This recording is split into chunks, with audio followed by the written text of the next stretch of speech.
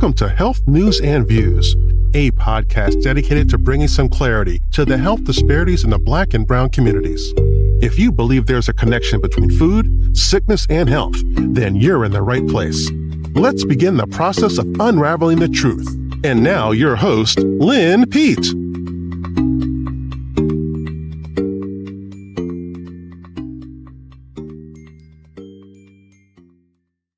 Greetings and welcome back to another episode of Health News and Views, Food, the Final Frontier. I am your host, Lynn Pete. Thanks for stopping by. Well, today we will explore the dangers of high fructose corn syrup and ultra-processed food on our bodies. Some of the information may seem repetitive. However, the increase in chronic diseases in the Black and Brown communities associated with these two industrial additions to our food supply means that the information bears repeating. And I'll repeat it until almost everybody, well, I'd like to say everybody gets it, but at least a good portion of folks get the information. But before we do any of that, the subject matter provided in this podcast or any of our published documents is for informational purposes only. Food, the Final Frontier, and our partner Health News and Views. We do not attempt to treat, diagnose, or cure any disease or condition. Always check with your healthcare provider before making any lifestyle, dietary, or prescription drug changes. And now,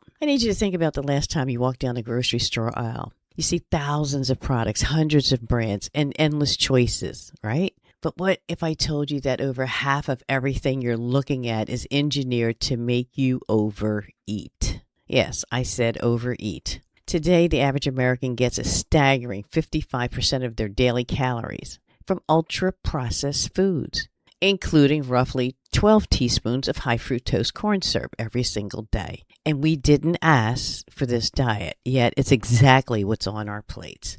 This isn't a matter of poor willpower, which I mentioned, my friend, willpower in previous episodes. This is structural. And since 1980, when cheap industrial corn sweeteners took over our food supply, national obesity rates have nearly tripled.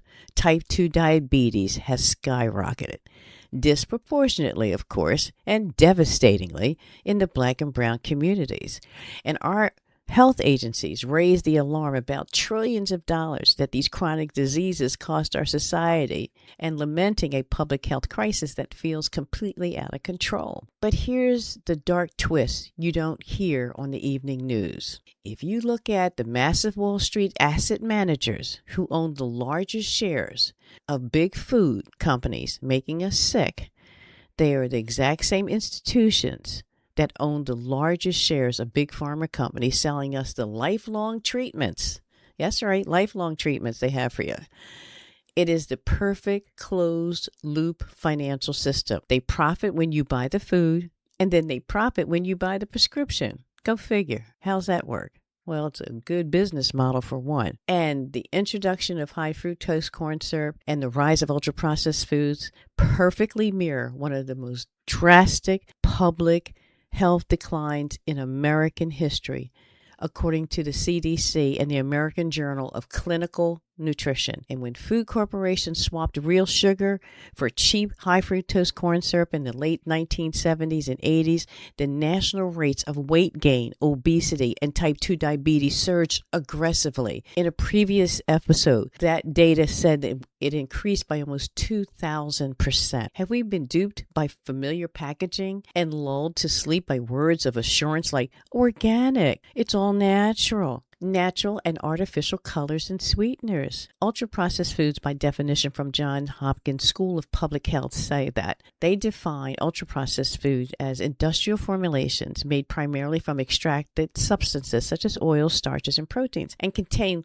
little or no whole food. They typically include artificial flavors, colors, emulsifiers, and preservatives, ingredients that are rarely found in your own home. High fructose corn syrup. According to the Cleveland Clinic, they define high fructose corn syrup as a common processed liquid sweetener made from cornstarch. It is widely used in food and beverage industry because it's cheaper, sweeter, and more shelf-stable than regular table sugar. But what's happening as far as our diseases are concerned? Here's a historical timeline of the health crisis. And this comes from the Center for Disease Control. They said the baseline they're looking at.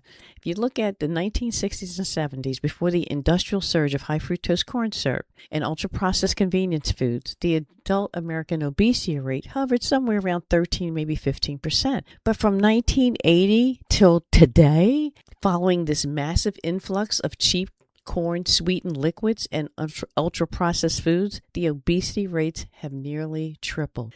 Adult obesity rose from roughly 23% in the late 80s to over 40% today. Diabetes has surged. That's type 2 diabetes, skyrocketed at the same time.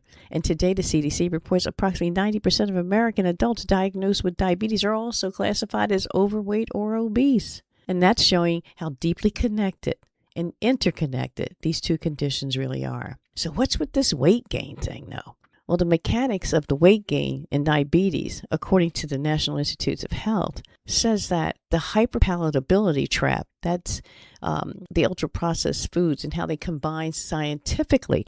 They combine ratios of fat, refined sodium, and the high fructose corn syrup to hit food scientists call a bliss point. You heard me mention that before. There's a bliss point that they want you to for the sake of satiety or satisfaction. And this triggers a massive dopamine hit to the brain, making it incredibly difficult to stop eating. And that's according to weightandwellness.com. The National Institutes did a clinical trial, and they proved that when people were allowed to eat as much as they wanted, those on an ultra-processed diet naturally consume 500 more calories per day. You know what that works out to be? 500 calories or more per day than those eating whole foods and gaining an average of 2 pounds in just 2 weeks. So you're actually gaining a pound a week.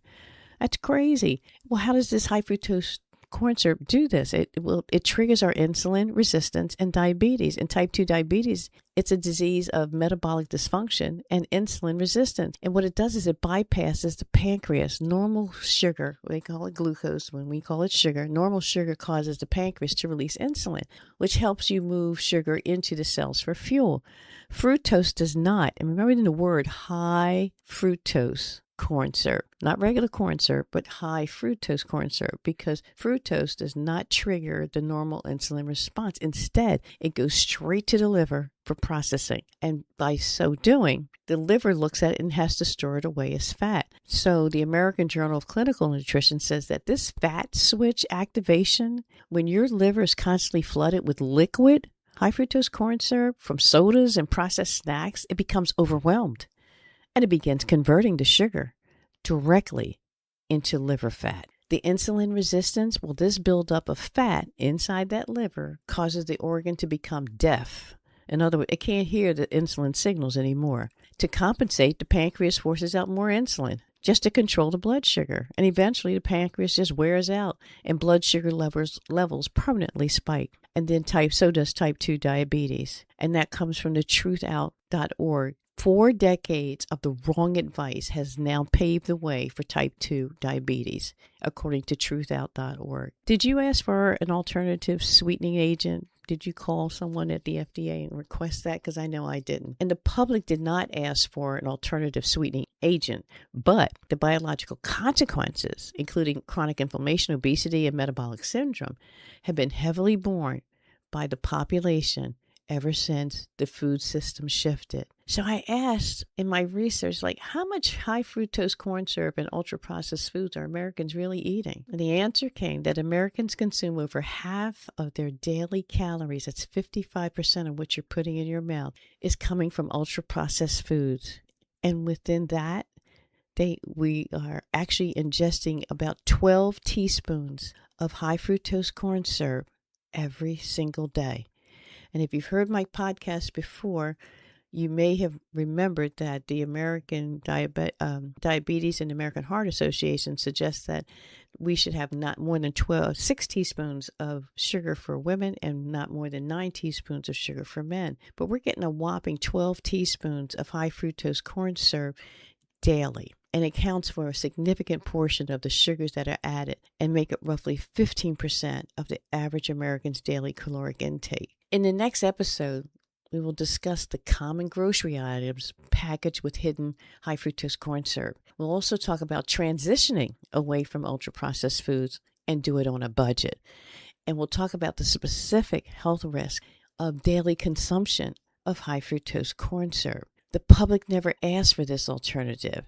Rather, corporate food systems adopted it for two main reasons, which we'll reveal in the next podcast. This has been Health News and Views, Food, the Final Frontier. Thank you for stopping by. If this information resonates with you, please, please, please subscribe and share it with friends and family. Make it a powerful day. And remember, attitude, not aptitude, will determine your altitude. Thanks for that, Zig Ziglar. Do make it a powerful day. Peace.